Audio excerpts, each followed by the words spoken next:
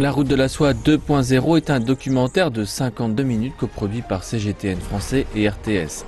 Une équipe de tournage conjointe a suivi plusieurs trains sur la ligne Yiwu-Madrid, un périple de 21 jours et de 13 052 km via Alan Shakou dans la province autonome ouïghour du Xinjiang en Chine, le Kazakhstan, la Russie et l'Allemagne. L'équipe a également assisté aux 3 transferts d'une même cargaison le long de la nouvelle route économique de la soie. Le documentaire raconte l'histoire de la plus longue ligne de fret ferroviaire au monde et présente les paysages et cultures de 8 pays eurasiatiques le long de la route de la soie du XXIe siècle. Des conducteurs de train, des contrôleurs de conteneurs de marchandises et des e-commerçants internationaux sont également présents dans ce film. Les relations entre la Chine et l'Europe sont à présent dans leur meilleure période, ouvrant la voie à des opportunités historiques sans précédent. Monsieur Jiang Heping, directeur de CGTN, a exprimé ses avis sur le modèle de coproduction avec un média étranger. D'après lui, les médias de différents pays doivent se connaître l'un l'autre et coopérer étroitement. Nous pensons ces moyens de collaboration dans la diffusion facile la communication entre deux parties. Les contenus de nos reportages seront plus réalistes. Après tout, les cultures sont différentes.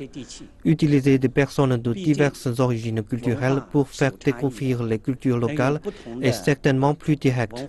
Nous pensons donc que la collaboration dans la diffusion est efficace et nous nous attendons à plus de collaboration dans le futur.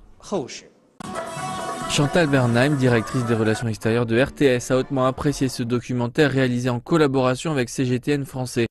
Ceci n'est pas la première coproduction que nous montons avec CGTN, on en a fait déjà plusieurs, mais ce documentaire est tout à fait intéressant parce qu'il traverse plusieurs pays, plusieurs cultures et ça permet de rapprocher les peuples et les cœurs des gens. Donc il y a beaucoup de collaborations avec la Suisse qui peuvent se monter, des échanges également autour du 40e anniversaire de l'ouverture économique de la Chine. Là, il y a vraiment des choses à voir et que j'aimerais bien pouvoir mettre en avant pour le public européen. Quand on voit la qualité du travail des équipes à la fois chinoises et suisses qui ont travaillé sur ce projet, je pense que ça peut donner un très bon reportage et que ça peut surtout donner une idée extrêmement intéressante de ce que peuvent être les relations, ce que peut être le développement des relations entre la Chine et l'Europe au travers de l'initiative de la Belt and Road Initiative.